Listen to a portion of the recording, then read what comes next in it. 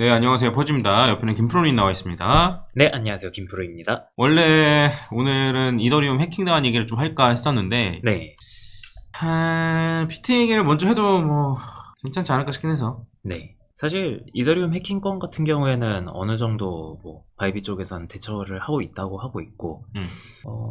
그냥 대처만 잘 된다고 하면 사실 크게 볼 건 없지 않나 싶기도 하고요. 그러니까 이거 하고 싶은 얘기 많은데, 네, 그냥 이제 적어도 영상 하나로 써먹을 수 있을 것 같아서 네, 뭐 다음번에 하는 걸로 하고, 일단은 관련한 비트코인 관련해서 좀 얘기를 하면, 지금 일단 알트코인들이 전부 다 떨어지고 있고, 그렇죠. 알트코인들 지금 뭐 이더도 그렇고 솔라나 그냥 뭐 안 떨어지고 있는 알트코인이 없는 것 같은데 거의. 그렇죠. 일단 보이는 메이저는 대부분 떨어지고 있다고 보시면 될 것 같아요. 네, 그리고 비트코인 도미넌스는 지금 계속 올라가는 걸로 봐서 네, 비트보다는 알트코인이 훨씬 더 많이 떨어지고 있다로 보면 될 것 같고. 네, 그렇죠. 사실 뭐 비트는 지금 뭐 그냥 원래 그냥 움직이던 가격대 안에서 계속 횡보를 하고 있는 거죠. 비트는. 그 비트 이제 얘기에 나온 김에 이제 한번 보면은 그냥 횡보 그 이상 그 이하도 아니긴 하잖아. 네, 그렇죠. 횡보 그 이상 그 이하도 아니고, 근데 어쨌든 지금 당장 일시적으로 조금 떨어졌는데 알트코인들은 지금 약간 박살나고 있는? 그렇죠. 아무래도 뭐 이더리움 해킹건 때문에 다른 알트들은 혹시라도 뭐 이런 게 좀 있지 않나 싶기도 하고. 근데 그런 것 때문에 떨어지는 거야? 그러니까 정확히 얘기 나오는 건 없지만요. 네. 그래서 지금 도미넌스는 좀 올라오고 있다라고 보시면 될 것 같고, 근데 이제 결과적으로 저희가 중요하다고 얘기한 거를 좀 따져보려면 결국에는 이 퍼즐 각도선을 뚫렸느냐 안 뚫렸느냐인데, 그렇잖아? 그렇죠. 일봉으로는 뚫렸다고 저는 얘기했고, 네. 이일봉으로 또 뚫렸다고 얘기했고, 네. 다만 이제 주봉으로 봤을 때 조금 애매하다고 얘기했는데, 근데 어쨌든 주봉 종가 마감이 요렇게 됐기 때문에, 네. 여기에 딱 됐기 때문에 이 정도면 뚫린 거야 안 뚫린 거야? 이거는 사실 그리기에 따라서 뚫렸다고 보는 사람도 있고 안 뚫렸다고 보는 사람도 있을 것 같거든요. 근데 저는 이 정도면은 뚫렸다고 그냥 보고 대비를 하는 게 맞다라고 생각을 하는 거죠. 물론 요 얘기를 하는 거는, 그러니까 이제 여기서 그냥 양봉을 이렇게 띄우면은 사실 그냥 지켜준 거긴 해요. 네. 근데 그럴 가능성도 있다라는 걸 얘기하는 거라고 보시면 될 것 같습니다. 네. 그래서 사실 제일 확실하려면 사실 좀 음봉 띄워주면서, 그러니까 요게 양봉인 것도 짜증나. 솔직히 말하면. 그렇죠. 애매하게 양봉이죠. 야, 음봉 여기서 띄워주면서 이렇게 종가 마감했으면 확실한데 사실. 네. 양봉 띄워준 것도 짜증나고, 사실 확실해지려면 결과적으로 얘도 약간 음봉을 띄워주면서 한 요 정도에서 종가 마감을 해야만 좀 확실할 것 같습니다. 근데 그럼에도 불구하고 지금 뚫렸느냐 안 뚫렸느냐 둘 중에 하나를 선택하라고 하면 뚫렸을 가능성이 더 높다라고 보는 거죠. 그렇지? 그렇죠. 네.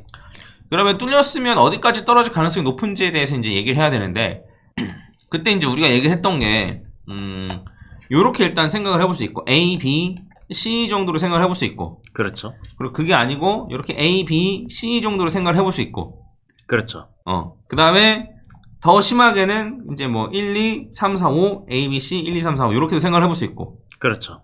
요건 거잖아 사실. 네, 그렇죠. 뭐 더 다른 케이스 있어? 왜냐면 세부 카운팅으로는 지금 너무 어려워서 정확히 뭐라고 좀 보기 애매한데, 세부 카운팅 뭐 보고 있는 거 있어?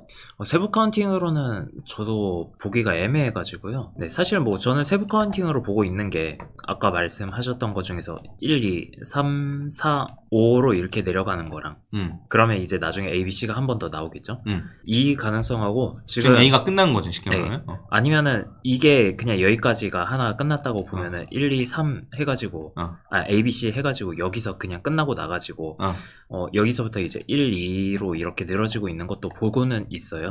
근데 저거는 어쨌든 저점을 갱신하면 가능성이 좀 많이 낮아지긴 하잖아. 그렇죠. 저점을 여기까지 갱신을 하면은 많이 낮아지는 케이스인 거죠. 근데 여기까지 낮아진다고 하면은 사실상 그냥 주봉 관점으로도 음봉 길게 띄어가지고 퍼즐 각도선이 확실히 깨지는 케이스고, 그러면은 굳이 이게 깨진 게 아니더라도 더 추가 하락을 대비를 해가지고 봐야 되는 케이스인 거고.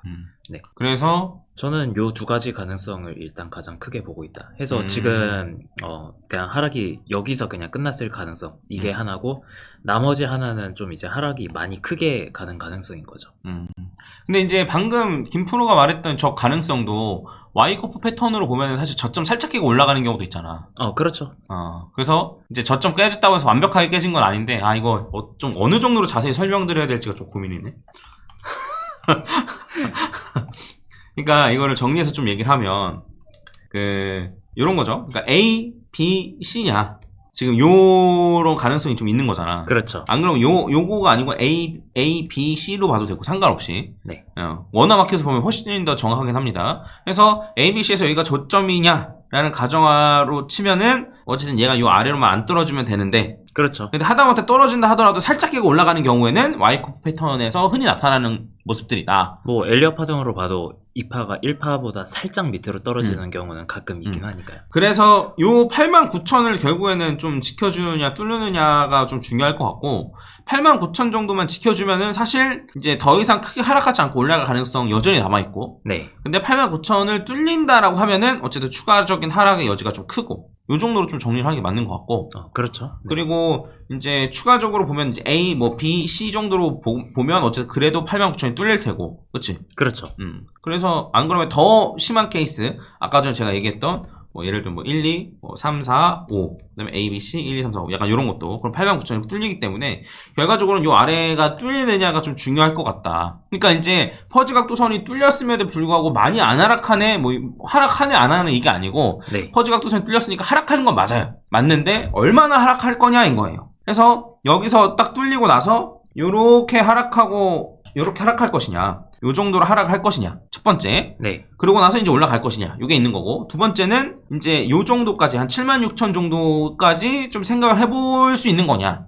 네. 네, 요런 거니까 어쨌든 제일 중요한 거는 89,000 정도 라인을 좀 지켜주는 게 제일 베스트다로 보면 될 것 같습니다. 맞나? 그렇죠. 89,000만 지켜준다고 하면 하락폭 크게 안 가져가고 비트는 그냥 그 정도에서, 근데 그것도 딱히 좋다고는 하기는 애매한 게, 결국 그러면은 또 그 채널 안에서 횡보만 한다는 그치, 얘기인 그치. 거니까요. 그리고 볼린저 밴드 하단선은 한 92,000, 93,000 정도가 있고요. 네. 그 다음에 요거 말고 이제 또 지지받을 수 있는 구간이라고 생각한다면 20주 이동평균선인데, 20주 이동평균선은 한 9만 정도에 위치해 있어요. 네. 네, 그리고 20주 이동평균선이 아니고 30주 이동평균선 같은 경우에는 이제 여기 한 85,000 정도, 85,500, 30주로 보면 많이 낮긴 하네요. 8만 정도 위치해 있으니까 참고하시고, 왜냐면 지난번 여기 있을 때도 20주 이동평균선도 뚫렸었거든요. 요렇게 20주 이동평균선도 뚫렸었단 말이에요. 네. 그래서 20주 이동평균선 지켜주면 베스트인데, 그렇죠. 네. 네. 근데 어쨌든 지지받을 만한 곳이긴 합니다.